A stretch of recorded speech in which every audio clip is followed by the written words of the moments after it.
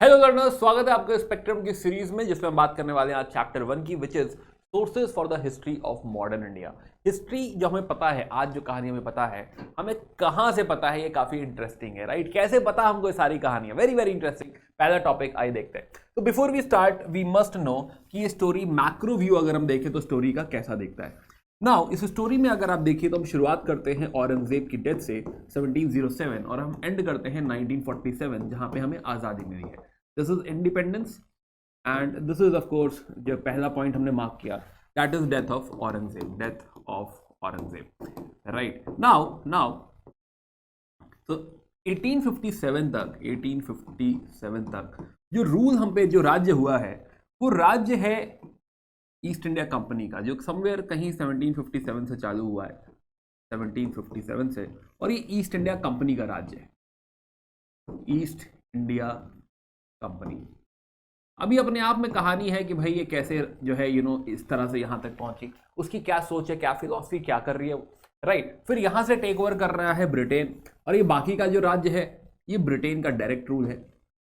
East India company Britain की एक private company है, जैसे हमारे लिए रिलायंस, राइट, टाटा, तो वैसे ही ईस्ट इंडिया कंपनी की एक प्राइवेट कंपनी है, सॉरी ब्रिटेन की एक प्राइवेट कंपनी है ईस्ट इंडिया कंपनी, राइट। तो ये जो दौर है इसमें अगर हम समझे तो यहां पर हमारे यहां जो स्टेट्स ऑलरेडी थे, राजा जो थे, किंग्स, स्टेट्स, उनका क्या हुआ, राइट। और जो कॉमन मैन है, आम आदमी है, कॉमन मैन, उसका क्या हुआ, वो क्या फील कर रहा है। तो हमारी सोसाइटी में क्या चेंजेस हो रहे हैं, क्या हो रहा है, हमारे यहां पॉलिटिकल डेवलपमेंट क्या हो रहा है, फाइट जो हो रही है क्या हो रही है, ये कहां लिखा हुआ है, कैसे पता चलेगा, इसकी डिटेल कैसे पता चलेगी, वेरी वेरी इंपॉर्टेंट, राइट। तो ये सारी कहानी हम कैसे जानेंगे, and that is the reason this source, कि भाई कैसे जाने, सोर्स बिकम्स इंपॉर्टेंट। और इसीलिए फर्स्ट टॉपिक जो उठाया गया है वो है sources of modern Indian history, कि एक एक डिटेल, कि ये क्या सोचते हैं, ये क्या सोचते हैं, इनके साथ क्या हो रहा है, इनके साथ क्या हो रहा है,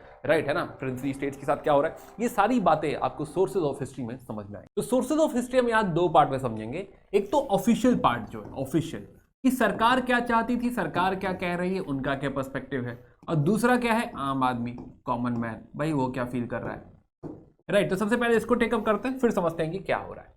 तो ना, सो मैं हूँ Abhishek Srivastava, by the way, so I am your faculty for history and culture, right. और जो है I have a lot of experience specially with one edtech firm जहाँ मैं डायरेक्टर था, एंड जो है वहाँ पे जो एक्सपीरियंस मुझे मिला है with respect to content strategy, planning and all, वो मुझे काफ़ी हेल्प करता है यूपीएससी सीएससी के लिए प्लान करने में, प्लस पढ़ाने में ऑफकोर्स। प्लस मेरी खुद की जो गलतियां हैं यूपीएससी मेंस में या फिर जो है ओवरऑल जर्नी में, राइट, तो वहाँ से मैंने काफ़ी कुछ सीखा है, that has been very very helpful. खैर, तो वापस आते हैं मुद्दे पे।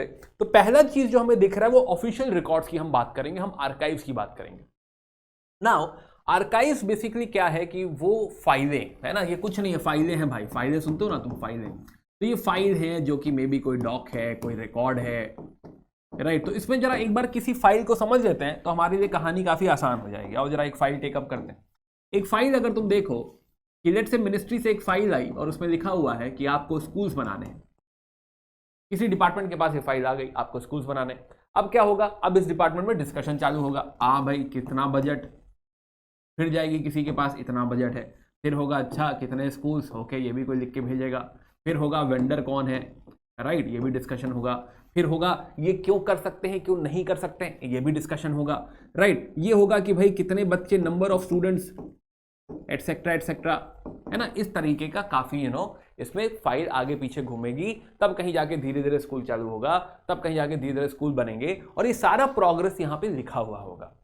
अब ये फाइल देखो इसलिए नहीं बनाई जा रही कि हाँ हम इससे हिस्ट्री पढ़ें, अब समझा रही, वो हिस्ट्री नहीं लिख रहा हमारे लिए, तुम्हारे लिए नहीं लिख रहा है, हमारे लिए नहीं लिख रहा है कि हाँ हम लिख रहे हैं और ये आगे जाके आप और मैं पढ़ेंगे, नहीं, ऐसा तो सोचिए नहीं लिखा गया है। It is just a document जो कि हमें रियल जो है कहानी बता रहा है कि उस समय क्या हो रहा था। जैसे कि इतिहास कहते हैं ना कि इतिहास ऐसा हुआ, तो ये एग्जैक्टली ये फाइल खोल के देखेंगे तो ऐसा ही हुआ।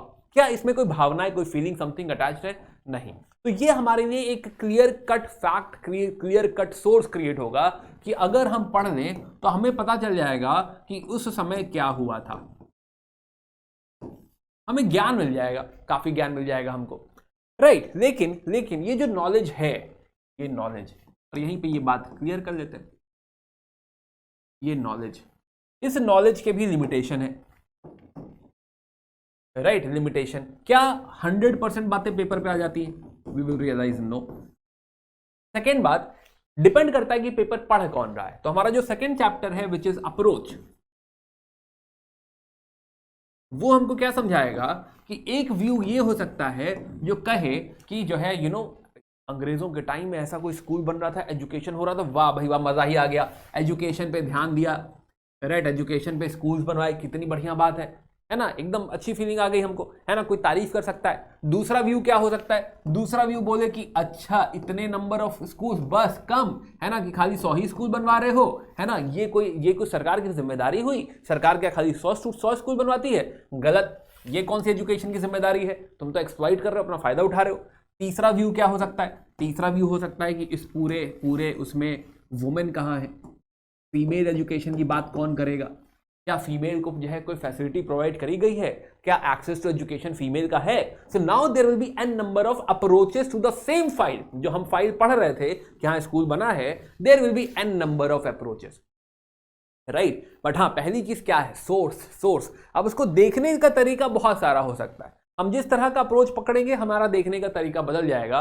बट द इंपॉर्टेंट पार्ट है कि ये फाइल का होना जरूरी है, तब हम उस समय से सारी बातें निकाल पाएंगे, तब अपनी हिस्ट्री, अपनी मेंस की कहानियां गढ़ पाएंगे, राइट। तो वो जो इतिहास जो था, ऐसा हुआ था, तो ये फाइल हमको बताती है कि हाँ ऐसा हुआ था, ऐसा हुआ था कि कहानी आपको मिलेगी इन फाइलों में, इन आर्काइव्स में, इन डॉक्यूमेंटेशन में, जो डेफिनेटली हमारे पढ़ने के लिए नहीं लिखी गई थी कि हम इतिहास पढ़ेंगे कभी, राइट। वो इसलिए लिखी गई थी कि हाँ कोई प्रोसेस, कोई काम कहीं पे हो रहा था, कहीं एडमिनिस्ट्रेशन, कहीं पॉलिसी, कहीं एग्जीक्यूशन हो रहा था, कोई जुडिशियल प्रोसीडिंग कहीं हो रही थी, और आज उसे पढ़कर हम लोग कुछ पर्सपेक्टिव्स बिल्ड करते हैं, राइट, कुछ अप्रोचेस उस पर बिल्ड करते हैं, हिस्ट्री हमको पता चलती है कि हाँ ऐसे ऐसे हुआ था। ओके चलिए, खैर, तो जो है हमने बात करी साइकोलॉजी की, फिलॉसफी, है ना, समझो इस बात को कि हाँ उस फाइल से तुम्हें उस समय की, जैसे एक और चीज हो सकती है कि कितना टाइम लगा उस पूरे एग्जीक्यूशन में, कितना ही बजट आपने एलोकेट किया, टोटल बजट 100 रुपए था, 1 रुपया एलोकेट किया एजुकेशन पे, साइकोलॉजी पता चली, फिलॉसफी पता चली कि अच्छा एजुकेशन पे उतना भी फोकस नहीं है। तो all these things helps us take those calls. तो ऐसा हमारा national archive of India, now this was established in 1920। तो वहाँ पे हमें ये सारी फाइलें मिलती हैं, हम उसे पढ़ते हैं, हमें बहुत सारी बातें पता चलती हैं, डॉक्यूमेंटेशन पता चलता है। जैसे कि 1767 में पहली बार जेम्स रेनल ये हमारे बने पहले सर्वेयर जनरल ऑफ बंगाल। सर्वे कर रहे हैं, मैप बना रहे हैं, राइट, है ना, ये सारी चीजें रिकॉर्ड कर रहे हैं। नाउ अब जरा देखो, पर्सपेक्टिव समझने की कोशिश करो, देखो क्या कह रहे हैं। तो इन्होंने एक मैप बना दिया, ऐसा कोई मैप होता है, और मैप पे देखो एक फोटो चिपका दिया, ठीक है। मैप, पहली बात तो मैप बनाया, दैट्स ग्रेट कि हाँ चलो हमें पता चला, कार्टोग्राफी हुई। बट इस फोटो में तुम देखो, इस फोटो में जो फोटो रेनल ने लगवाई, इस फोटो में कुछ ब्राह्मण हैं, कुछ पंडित हैं, जो अपनी बुक्स जो है, अपनी वेद या फिर जो भी उनकी लिटरेचर है, वो ब्रिटानिया सरकार को या ईस्ट इंडिया कंपनी को दे रहे हैं। अब ये क्या दिखा रहा है? ये पर्सपेक्टिव दिखा रहा है कि व्हाई इंडियंस नीड, और basically Indians do need protection of east India company, right, कि हमें इन्हें बचाना होगा, हमें इन्हें सपोर्ट प्रोवाइड करना होगा। ये बात देखो यहाँ पे हमें इस रिकॉर्ड को देख के पता चली, समझ में आ रहा है? पर्सपेक्टिव पता चला कि अच्छा ऐसा सोचते थे, राइट, है ना। प्लस बाकी की जो प्रोसीडिंग्स है ना, तो इस तरह के हमें जो है कुछ सर्वे मिलते हैं, कुछ फाइलें मिल जाती हैं, बाकी कुछ प्रोसीडिंग्स हैं, कोई पब्लिक प्रोसीडिंग, जैसा कि मैंने कहा judicial, legislative, just a second, हाँ, तो जुडिशियल, लेजिस्लेटिव, ये सारी चीजें, तो हमें पता चलता है कि उनकी एजुकेशन पॉलिसी कैसी थी, है ना, यही फाइलें देख के पता चलता है। हमें पता चलता है एक टर्म आता है home political, this is related to home ministry क्या होती है? Law and order. तो 1907 की बात तुम देखोगे कि लॉ एंड ऑर्डर रिलेटेड एक प्रॉपर सेगमेंट है, प्रॉपर फाइल्स है, डॉक्यूमेंटेशन है, जो बताती है कि उस समय जो नेशनल स्ट्रगल, फ्रीडम स्ट्रगल चल रहे हैं, पॉलिटिकल इश्यूज, कम्युनल इश्यूज चल रहे हैं, वो सारे यहाँ पे नोट डाउन हुए। हमें ये फाइलें पढ़ के पता चलता है कि क्या चल रहा था, ये लोग कैसे टैकल कर रहे थे जो है क्रांतिकारियों को, ये लोग कैसे टैकल कर रहे थे कि जब हम लोग स्वदेशी मूवमेंट, ये सारे मूवमेंट्स कर रहे थे। प्लस एक रिफॉर्म्स ऑफिस भी है जो कॉन्स्टिट्यूशनल रिफॉर्म्स की बात करता है। अब इसमें सारा डॉक्यूमेंटेशन दिया गया है, जब तुम पढ़ोगे, है ना, मैं पढ़ाऊंगा 1919 वाला एक्ट, तो 1919 वाले एक्ट के बाद किस तरीके से कॉन्स्टिट्यूशनल डेवलपमेंट है, उस पर क्या टेक है, ये सारी बातें आपके रिफॉर्म्स ऑफिस में आपको इन डॉक्यूमेंट्स में, इन फाइलों में पूरी तरह से मिलती है। तो ये फाइलें ही बेसिकली हमारा मेजर सोर्स है, राइट, हमारी डिपेंडेंसी है इन पे। तो ये बात हमने करी, पहला source which was national archive, है ना। अभी जो हम बात कर रहे हैं सेंट्रल गवर्नमेंट, पहला। दूसरा पॉइंट उठाएं तो स्टेट गवर्नमेंट के पास भी हमें काफी कुछ मिलेगा। स्टेट गवर्नमेंट, अब हमें लोकल ज्ञान मिलेगा जो है अगर हम जाएंगे स्टेट गवर्नमेंट के पास, तो चाहे वो प्रोविंसेस हो, प्रोविंसेस जैसे कि रेड मार्क दिख रहा है डायरेक्टली ब्रिटिश के पास है ये, या फिर कोई ऐसा प्रिंसली स्टेट जैसे कि लेट से जो है हैदराबाद है ना, जो कि सब्सिडरी अलायंस साइन कर चुका है। अब ये कुछ टेक्निकल बातें हैं, छोड़ दो, कोई बात नहीं, सुने रहो। तो कहने का मतलब ये है कि ये जो हमारे छोटे छोटे राज्य हैं इनके बारे में भी हमें जानकारी मिलेगी यहाँ के लोकल आर्काइव से। यहाँ पे कुछ फाइलें स्टोर होगी, यहाँ पे लोकली कुछ कुछ काम हुआ होगा, है ना, उन फाइलों से, उन काम से हमें बहुत सारा ज्ञान मिलेगा इन लोकल जगहों के बारे में, इन राज्यों के बारे में। फॉर एग्जाम्पल जैसे खालसा दरबार के रिकॉर्ड मिलेंगे हमको, तो लाहौर, किंगडम ऑफ लाहौर वगैरह में क्या हो रहा था, पंजाब साइड क्या हो रहा था, हमको पता चलेगा। पेशवा का दफ्तर जो है ना, तो पेशवा यानी मराठास, तो मराठा की पूरी हिस्ट्री हमको यहां से पता चल जाएगी। सिमिलरली आज राजस्थान स्टेट आर्काइव में आपको जो वहां के जो लोकल जो है जो किंग्स थे, लोकल जो किंगडम्स थी, बीकानेर हो गया, जयपुर हो गया, वहां के बारे में अगर आपको जानना है तो आपको यहां से मिल जाएगा। सिमिलरली एमपी में है रीवा वगैरह, इंदौर, वहां पे आपको जो है आर्काइव फाइलें मिल जाएंगी, जहां से आप वहां के लोकल रिकॉर्ड्स निकाल सकते हैं, पता कर सकते हैं, राइट। तो दीज थिंग्स विल हेल्प, है ना, लोकली भी हमें काफी चीजें ऐसी मिलेंगी जो हमें मदद करेंगी। सिमिलरली मैसूर इन कर्नाटका, राइट, ट्रावनकोर को वहां के लोकल फाइलें, लोकल आर्काइव्स आप देखेंगे तो आपको वहां के लोकल जो है जो चीजें हो रही थी, पॉलिसीज, एडमिनिस्ट्रेशन एंड ऑल, उनके बारे में बहुत पता चलेगा। तीसरा पॉइंट, 3 प्रेसिडेंसीज हुआ करती थी, 3 प्रेसिडेंसीज जहां पे सीनियर लोग बैठते थे भाई। एक तो आपकी बंगाल प्रेसिडेंसी, एक आपकी मद्रास प्रेसिडेंसी और एक बॉम्बे प्रेसिडेंसी, राइट। तो इन प्रेसिडेंसीज में एक आपका जो है गवर्नर बैठा हुआ है, गवर्नर जनरल बैठा हुआ है, राइट। अब यहां पे जो भी प्रोसीडिंग्स हो रही हैं, क्या क्या डिस्कशन हो रहा है विद ईस्ट इंडिया कंपनी, यहां पे क्या पॉलिसीज लागू हो रही हैं, ये सारी फाइलें आपको मिलेगी इन प्रेसिडेंसीज में। बात समझ आ रही है? तो प्रेसिडेंसीज का डेटा मिलेगा। देन कुछ बाकी जो यूरोपियन पावर्स थी, ऐसा थोड़े हमारे यहाँ खाली अंग्रेज आए हैं, हमारे यहाँ सबसे पहले पोर्चुगीज आए थे, फिर डच आए थे, फिर अंग्रेज आए थे, राइट, फिर फ्रेंच आए थे, फिर डैनिश भी आए थे। तो ये इन चारों के भी हम लोग को काफी सारे रिकॉर्ड्स मिलेंगे, कुछ हमारे ही देश में। अगेन इतना ऐसा फैक्ट रटना नहीं है, ठीक है। जो है एक और चीज यहीं पे क्लियर कर देते हैं बिफोर वी गो अहेड। पूरी बुक में कुछ चीजें आपको दिखेंगी जिसमें हम समझते हैं चीजों को डिवाइड किया जा सकता है एसेंस और फैक्ट्स में। एसेंस, ये जो वीडियो हम देख रहे हैं, आप जो वीडियो देख रहे हो, राइट, इस वीडियो द्वारा आप एसेंस पूरी तरह समझ जाओगे, पूरी स्टोरी समझ जाओगे। बट फैक्ट बहुत सारे फैक्ट आपको मिलेंगे, राइट। तो आप ये मान के चलिए कि 25% to 40% फैक्ट्स जो है आप पढ़ते हुए पहली बार में ही समझ जाओगे, लेकिन फिर जितनी बार आप रिवाइज करोगे और परसेंटेज बढ़ता चला जाएगा। तो हर बार मॉक के साथ, हर बार जो है रिवीजन के साथ आप इसे रिवाइज करते चलिएगा। खैर, तो नेक्स्ट अगर हम देखें तो हाँ, तो मैं कह रहा था कि हाँ, ये जो बाकी के जो कंपनीज आई थी हमारे यहाँ पे, उनके रिकॉर्ड्स द्वारा हम काफी कुछ जानेंगे। वो लोग क्या सोच रहे थे, उनकी क्या फिलॉसफी थी, philosophy with respect to trade, philosophy with respect to expansion, बात समझ में आ रही, उनकी internal issues,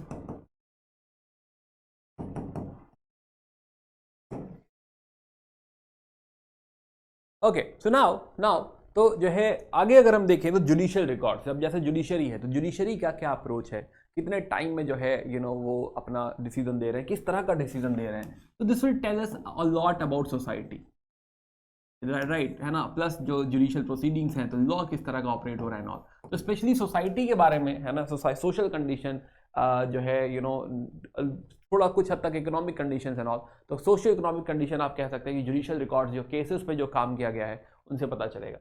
plus published archive, again very very important, कि बहुत सारी बुक्स पब्लिश करी जाती हैं कि लोग पढ़ें। तो वैसा पब्लिश्ड आर्काइव अगर आप देखिए तो स्पेशली पार्लियामेंट्री पेपर्स, तो पार्लियामेंट्री पेपर्स चाहे वो ईस्ट इंडिया कंपनी के हों, चाहे क्राउन रूल के अंडर हों, ये हमको बहुत सारा ज्ञान देते हैं with respect to their approach towards our polity, towards our administration, right, है ना। तो उन्होंने बहुत सारी कमिटीज बनाई हैं, उन्होंने क्या कहा, बहुत सारे कमीशंस बैठेंगे, स्पेशली फैमिन्स जो है पॉलिसी होगी तो उसमें कमीशन होंगे, सिविल रिफॉर्म्स, एजुकेशन में इतने सारे कमीशंस आए हैं, तो वो लोग क्या चाह रहे थे। एंड ऑल दीज कमीशन जब आप पढ़िए तो ये कमीशन आपको बताते हैं कि एक्चुअली उनकी फिलॉसफी टुवर्ड्स इंडियन एडमिनिस्ट्रेशन क्या है, राइट, है ना। प्लस पार्लियामेंट्री डिबेट बताता है कि उनका अप्रोच इंडियन एम्पायर की तरफ क्या है, क्या सोचते हैं, कितना लंबा हमें गुलाम बना के रखना चाहते हैं, सब ज्ञान हमको यहीं पे मिल जाएगा। प्लस हमारे जो लेजिस्लेचर्स है उसमें क्या डिबेट्स हो रहे हैं, फिर जो कुछ गैजेट्स छापे जाते हैं, राइट है ना, लॉज और रेगुलेशन जो बन रहे हैं वो हमको बताएगा कि किस तरह की फिलॉसफी है, किस तरह का थॉट प्रोसेस है, और प्लस हिस्ट्री धीरे धीरे धीरे इस तरीके से इनके साथ आगे बढ़ेगी, राइट। तो ये थोड़ा सोसाइटल डिपेंडेंसी होती है इसकी, है ना, जैसे जैसे सोसाइटी ग्रो करेगी इस तरह के रिफॉर्म्स, एक्ट, कमीशन आएगा तो वो हमें आगे हिस्ट्री में जानकारी देता रहेगा।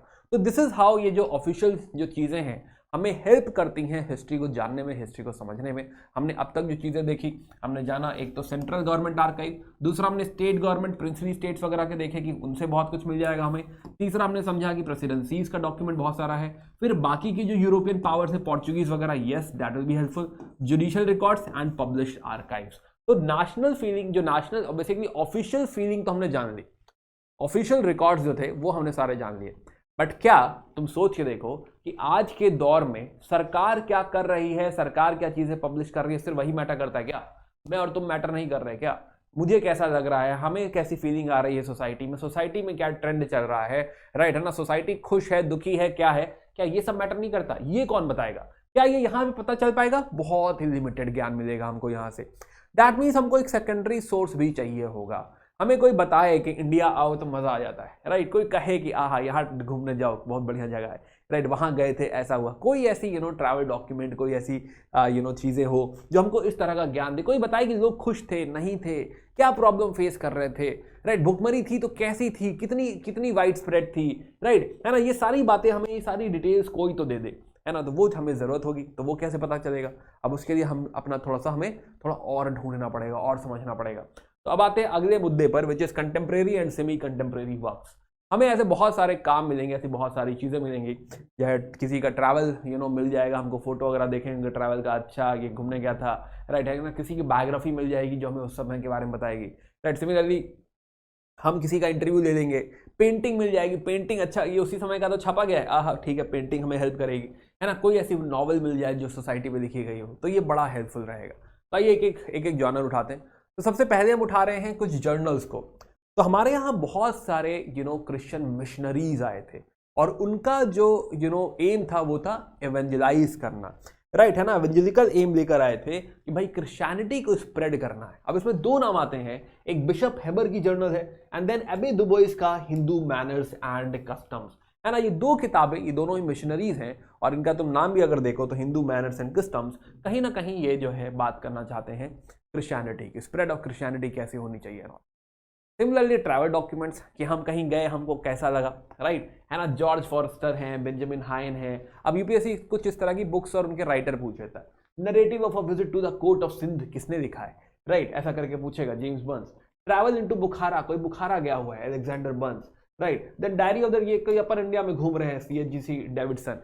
अगेन सारे फैक्ट एक बार में नहीं रटेंगे बट कुछ कुछ ध्यान रह जाएगा। शायद बुखारा के बर्न्स तुम्हें बुखार और बर्न दोनों एक जैसा है, बुखार आया और जल गए, राइट है ना। डेविड कहीं अपर इंडिया में घूम रहे हैं, ऐसे करके कुछ निमोनिक्स बना लो, कुछ इस तरह से आप रिमेंबर कर पाएंगे। सिमिलरली जॉन बटलर असम गए हैं घूमने, राइट। सिमिलरली जो है जोकमॉन्ट जो है बाकी नॉर्मल कैसा घूमा, क्या लगा, अच्छा वो सारी बातें करी, that is from India. Then Kashmir घूम रहे हैं बैरोन चार्ल्स। तो इस तरीके से आप थोड़ा ट्रैवल का ध्यान रख सकते हैं। अब ये किताबें हमें उस पर्टिकुलर स्टेट में जब वो गया तो उसे क्या दिखा, लोग कैसे दिखे, दुकानें कैसे दिखी, बाजार कैसा दिखा, सीनरी कैसी है, ये सारी कहानियां हमको यहाँ पे मिलेंगी। तो हमें इंडिया का वो वाला व्यू नजर आएगा कि हाँ मैं इस समय जब ये किताब पढ़ूंगा ना तो ऐसा लगेगा कि मैं उस समय के कश्मीर में पहुंच गया हूं। तो that will be like very very helpful, right, और उस व्यू से हमें देखने को मिलेगा। Then newspaper. अब न्यूज़पेपर देखो जो है ईस्ट इंडिया कंपनी के साथ ही आया। तो ईस्ट इंडिया कंपनी राज्य शुरू किया उन्होंने लगभग 1757 समवेयर, बट इफेक्टिव राज्य 1770s में। 1770s में ही पहली बार विलियम बोल्ट ने धमकी दी। अब देखो ये ईस्ट इंडिया कंपनी के लिए ही एम्प्लॉय हैं, ये धमकी क्या दे रहे हैं, तुम्हारे बारे में छाप देंगे, तुम लोग करप्ट हो, ये वो छाप देंगे, है ना। इस तरह होता है ना, कुछ लोग धमकी देते हैं, कोई तो रोक लो, कोई तो रोक लो, तो इनको रोक लिया गया, ये नहीं छाप पाए, है ना। जब आप कहोगे कोई तो रोक लो तो कोई तो रोक ही देगा, तो हाँ ये नहीं छाप पाए 76 में। But then James Augustus Hicky, ना देखो ईस्ट इंडिया कंपनी है करप्ट, राइट, करप्शन उनके ऑफिसर्स में है, वो लोग प्राइवेट ट्रेड करते हैं और ऐसी चीजें करते हैं जो अलाउड नहीं है, ऑन पेपर अलाउड नहीं है करने का, स्पेशली जैसे कि ड्यूटी वगैरह नहीं देते हैं, पैसा नहीं देते हैं टैक्स वगैरह का, तो वो सब उनको अलाउड नहीं है, तो कायदे से वो करप्शन है। तो अब ये जैसे जेम्स अगस्टस हिक्की ने पेपर छापा, पहला पेपर इसको माना जाता है, Bengal gazette, right, Bengal gazette इन्होंने छाप दिया, बट 2 महीने के अंदर जो है, 2 साल के अंदर कुछ इनको बंद कराया गया कि नहीं भाई ये सब पेपर अलाउड नहीं है। बट क्या है कि न्यूज़पेपर का जो है टाइम आ चुका है, तो there will be a lot of newspapers initially, जैसे कि आप देखो तो Calcutta gazette, Madras courier, Bombay herald, तो एक कैलकाटा में, एक मद्रास में, एक बॉम्बे में, 3 ही प्रेसिडेंसी होती थी हमारे इनिशियली, राइट, 3 मेन शहर है। सबसे पहले मद्रास आया था, चेन्नई, राइट, और इधर हमें दिखता है जो है, इनफैक्ट कैलकाटा बाद में लिखते हैं, पहले लिख देते हैं बॉम्बे, बॉम्बे दहेज मिल गया था, ये सारी कहानी आएगी आगे, डोंट वरी। और तीसरा आपका कैलकाटा। ये 3 मेन सेंटर्स हैं, 3 प्रेसिडेंसीज हैं, तीनों जगह एक एक गवर्नर बैठता है, राइट, इंडिविजुअली तीनों प्रेसिडेंसीज हैं। ये आपका फोर्ट विलियम है, फोर्ट विलियम, ये आपका फोर्ट जॉर्ज है, फोर्ट सेंट जॉर्ज, राइट, है ना, बॉम्बे बॉम्बे, है ना। तो जो है यहाँ पे ये जो 3 प्रेसिडेंसीज हैं, ये 3 प्रेसिडेंसीज जो है ही मेन है, जहाँ पे मेन इनिशियल सारा जो डायनेमिक्स जो है, सारी जो पॉलिटिक्स हो रही है, वो इन 3 जगह पे हो रही है। तो खैर, तो आप देखेंगे तो इन्हीं तीनों जगह आपको सबसे पहले पेपर भी नजर आ रहा है, बॉम्बे में, मद्रास में, कैलकाटा में। नाउ फिर क्या हुआ कि जब जैसे जैसे हमारी फ्रीडम स्ट्रगल या हम जागने लगे, राइट, जैसे जैसे हमें समझ में आने लगा कि क्या हो रहा है, अंग्रेज क्या करना चाह रहे हैं और जैसे जैसे ये बात हमको समझ में आने लगी, हमारे जो नेशनलिस्ट हैं, हमारे जो लीडर्स हैं, वो फिर पेपर छापना चालू करेंगे, जैसे राजा राम मोहन रॉय हो गए। अब यहाँ पे देखो आपकी किताब में बहुत सारी लिस्ट दी गई है। नाउ अब ये जो पेपर छापेंगे, they will be like real problems, हम क्या फेस कर रहे हैं सोसाइटी में। जब हम ये पेपर्स पढ़ेंगे हमें बहुत ज्ञान मिलेगा, अरे अच्छा ये हो रहा था, ये हो रहा था, इनका व्यू ये है, इनका व्यू ये है, राइट। अगेन फैक्ट्स थोड़े से कि हाँ, द हिंदू है, स्वदेश मित्रम है, ये जी सुब्रमण्यम अय्यर के हैं, ये सब बाय द वे आगे भी आएगा जब हम प्रेस वगैरह पढ़ेंगे, बट फिर भी जितना साथों साथ निपटाते चलो अच्छी बात है। फिर तिलक के जो है बाल गंगाधर तिलक जी हैं, केसरी और महारत्ना, इनके दोनों बहुत फेमस पेपर्स हैं। देन जो है अमृत बाजार पत्रिका, शिशिर कुमार घोष, सुरेंद्रनाथ बैनर्जी की Bengali, and there are more papers, Punjab में, बॉम्बे में ट्रिब्यून है, अखबार आम है, इंदु प्रकाश है, सोम प्रकाश है, राइट, एक बार रीडिंग करिएगा आप इसकी। नाउ तो वी आर रियलाइजिंग कि हमें खुद के पेपर्स बहुत सारे मिल रहे हैं, प्लस हमारे कुछ क्रांतिकारी, कुछ नेशनलिस्ट फॉरेन में भी हैं, और फॉरेन में भी हमें कुछ पेपर्स देखने को मिलेंगे। तो एक इंडियन सोशोलॉजिस्ट काफी फेमस है, बाय श्याम जी कृष्ण वर्मा, एक वंदे मातरम पेपर छाप रही हैं मैडम बीका जी कामा, पेरिस में हो रहा है ये, राइट, है ना। She is also associated with her national flag. Okay, तो वंदे मातरम छाप रही, फ्लैग के ऊपर भी वंदे मातरम लिखा हुआ था। फिलहाल तो बर्लिन में वीरेंद्र नाथ चट्टोपाध्याय हैं, वो तलवार लिख रहे हैं, प्लस सैन फ्रांसिस्को लाला हरदयाल गदर लिख रहे हैं, राइट। तो ये लोग फॉरेन में क्यों पेपर छाप रहे हैं? पहली बात, फॉरेन में हमारे बहुत सारे इंडियंस हैं, अब्रॉड रह रहे हैं, उनको भी इंसाइट करना है, उनको भी जो है इस लड़ाई का हिस्सा बनाना है, उनको समझाना है कि इंडिया में क्या हो रहा है, तो वो लोग भी पार्टिसिपेट करें। सेकेंड, फॉरेन में जो फ्रीडम ऑफ स्पीच है कहीं ज्यादा है, उनके ऊपर रोक कम है, कोई आके पेपर बंद नहीं करा देगा, तो वो जो कहना चाहते हैं वो कह सकते हैं। वो कह सकते हैं कि हाँ भाई गदर में कि अंग्रेजों का कच्चा चिट्ठा है ना, ऐसा करके आर्टिकल छाप सकते हैं और इन्हें नहीं रोका जाए। तो दिस इज द रीजन कि हमको फॉरेन में बहुत सारे ओपन फ्रीडम ऑफ स्पीच के साथ, है ना, खुल के लिखे हुए आर्टिकल्स भी मिलेंगे। सोचो हमारी कितनी मदद करेंगे, कितना समझ में आएगा हमको कि हाँ क्या हो रहा था हिस्ट्री में। देन बहुत सारे इंटरव्यूज एंड ऑल लिए जाएंगे जो हमको थोड़ा बताएंगे कि उनकी फीलिंग कैसी है, इमोशंस कैसी है। Not super helpful, but yes ये भी थोड़ा सा हेल्पफुल तो है। देन ऑफ कोर्स लिटरेचर, कोई लिटरेचर लिख दे, है ना। तो जैसे ये इसमें एक बड़ा नाम आता है बंकिम चंद्र चट्टोपाध्याय जी का, बंकिम चंद्र चैटर्जी जी का, उन्होंने लिखी है 1882 में आनंद मठ, राइट। आनंद मठ जब मैं पढ़ाऊंगा आपको सन्यासी रिवोल्ट, तो सन्यासी रिवोल्ट के ऊपर ये किताब लिखी गई है बेसिकली, है ना, सन्यासी रिबेलियन, और इसमें वंदे मातरम, है ना, तो ये जो वर्ड आया है वंदे मातरम, ये बेसिकली यहीं से आया है। इनकी एक और बुक है Rajasimha. So similar literature will tell us about the issues, problems faced by the society. It will have emotions जो फाइलों में मिसिंग है ना, जो आपकी फाइल राइटिंग में नहीं आ रहा था, डॉक्यूमेंटेशन में नहीं आ रहा था, अब आएगा, यहाँ देखने को मिलेगा अब आपको, राइट। इच्छाराम सियाराम देसाई, गुजराती नॉवल है, हिंद आने ब्रिटानिया, राइट। देन जो है गिरजा देवी की बुक है ये मोहना रजनी। देन दसी कालीन मुसवलई। अगर सोचो इन किताबों में अगर जहाँ पे अंग्रेजों का जिक्र नहीं भी होगा, कम से कम तुम्हें सोसाइटल प्रॉब्लम्स पता चलेंगी, तुम्हें पता चलेगा लोग किस तरह सोचते हैं, लोग इस समय क्या चाह रहे हैं, ये सारी बातें तुम्हें इन किताबों से, इन लिटरेचर से पता चलेगी। और हर लैंग्वेज मिलेगा, Telugu, Malayalam and all, right. There are various readers and we will get to know society, will get to know in fact जो सबसे लोअर तबका है जो कहीं डॉक्यूमेंट नहीं हो रहा है, मार्जिनलाइज्ड सेक्शन जो है, गरीब सेक्शन जो है, मे बी दलित है, लोअर कास्ट है, राइट, ये सब जो लोग हैं जो कि जो है on you can say prima facie एकदम सरफेस पे नहीं दिखाई दे रहे हैं, एटलीस्ट उनकी फीलिंग, उनकी बातें भी हम तक पहुंचेंगी इन लिटरेचर द्वारा, है ना। तो very very helpful, literature will be super helpful, और इसमें बहुत सारा इमोशंस भी है, बहुत सारी हमें क्लैरिटी मिलेगी कि लोग क्या चाह रहे हैं, क्या कर रहे हैं, राइट। सिमिलरली और आगे बढ़े तो हमें पेंटिंग, है ना, पेंटिंग भी एक जरिया है। पेंटिंग दिखाता है कि उस समय लोग क्या चीज परसीव कर रहे हैं, क्या देखना चाहता है। देखो मैं पेंट वो करूंगा ना जो तुम्हें पसंद आए, मैं ऐसा थोड़ा पेंट करूंगा जो मुझे ही पसंद आए और किसी को पसंद आए। पेंटिंग होती है पब्लिक के लिए, जैसे डांस होता है पब्लिक के लिए। तुम ऐसा डांस थोड़े करोगे जो सिर्फ तुम्हें ही पसंद आ रहा है, बड़ा मजा आ रहा है, राइट, है ना, कि नागिन डांस कर रहे हैं, खुद ही को अच्छा लग रहा है, बड़े लोग मजाक उड़ा रहे हैं, है ना, तो तुम ऐसा डांस नहीं करना चाहोगे। तो तुम ऐसा डांस करना चाहोगे जो कि लोग देख के कहेंगे हाँ ये अच्छा है। वैसे ही तुम पेंटिंग भी वही करना चाहोगे जो लोग देख के कहें कि हाँ अच्छी पेंटिंग है। तो पेंटिंग जब तुम वो करना चाहोगे जो लोग देख के कहें कि अच्छी है, इसका मतलब लोग उस तरह की चीजें पसंद करते हैं, इसका मतलब कि लोगों की फिलॉसफी या लोगों का थॉट प्रोसेस उस तरीके का है, लोग वैसा कुछ देखना चाहते हैं। तो सोसाइटल थॉट प्रोसेस को दिखाता है उस समय का कल्चर, राइट। तो पेंटिंग डेफिनेटली हमें दिखाएगी कि हाँ उस समय की उस समय माहौल कैसा था। इट्स लाइक कि उस समय की किसी ने फोटो खींच ली हो, तो ये हमें समझ में आएगा। तो इनिशियल जो पेंटिंग्स है वो ईस्ट इंडिया कंपनी के सपोर्ट द्वारा ही है, इन्हीं की कंपनी पेंटिंग कही जाएंगी, जिसे कहा जाता है पटना कलम। पटना कलम तो इनिशियली यह पेंट करेंगे, हमारा बाजार, कोई फेस्टिवल हो रहा है उसको पेंट करके दिखाएंगे कि बाजार ऐसा दिखता है, फेस्टिवल ऐसा दिखता है, समथिंग, है ना। और ये काफी हद तक ना देखने में यूरोपियन जैसा ही लगेगा, इनकी जो पेंटिंग्स है ऐसा लगेगा हमारा बाजार नहीं है, ये यूरोप का बाजार है, क्योंकि थॉट प्रोसेस वही है, ये ईस्ट इंडिया कंपनी है ना, ब्रिटेन की कंपनी है ये। तो उसी तरह का हमको ये पेंटिंग भी नजर आएगा। खैर कुछ पेंटिंग्स इनकी फेमस है, जैसे कि ये रिलीफ ऑफ लखनऊ।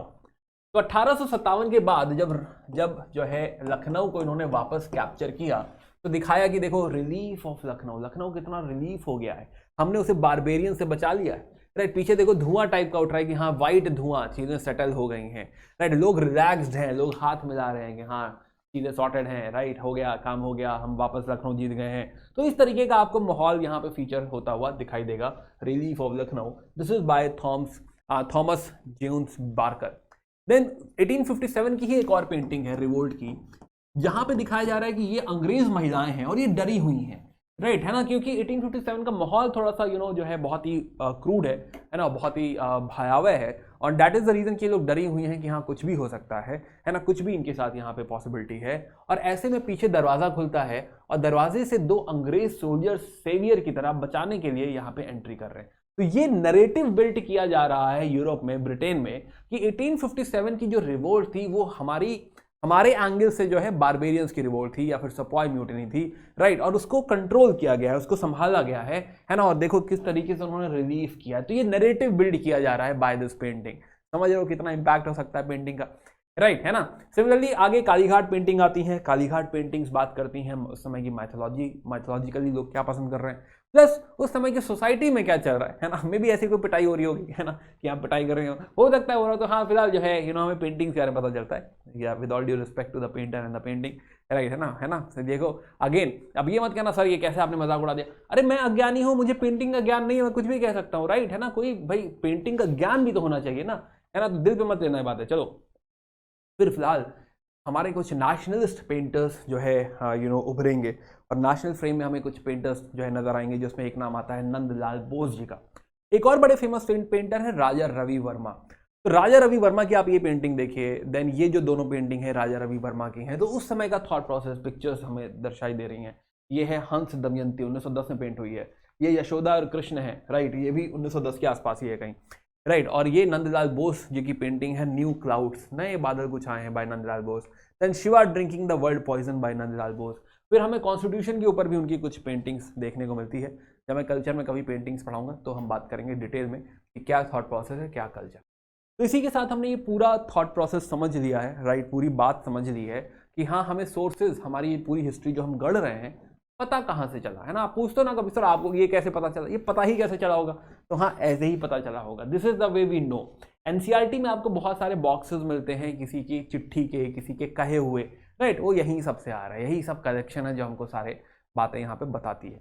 तो हमने बात करी पहले आर्काइव की ऑफिशियल रिसोर्सेज की, और फिर हमने बात करी कि नॉन ऑफिशियल सोर्सेज कैसे होते हैं और कितना ज्ञान देते हैं। ये एडमिनिस्ट्रेटिव लुक देता है, ये ह्यूमन लुक देता है, ये पॉलिटिकल इन नेचर है, थोड़ा सा इकोनॉमी इन नेचर है, ये सोशल इन नेचर है एंड इकोनॉमी इन नेचर है, राइट। तो इस तरीके से हमें total source of modern India पता चलता है। But the next part is, हमने दोनों ही खत्म कर दिए, right. But the next thing is कि भाई जो है अप्रोच, तो various approaches are there, history को देखने का नजरिया, तो ये हमारा अगला मुद्दा है, उठाएंगे इसको अगले चैप्टर में।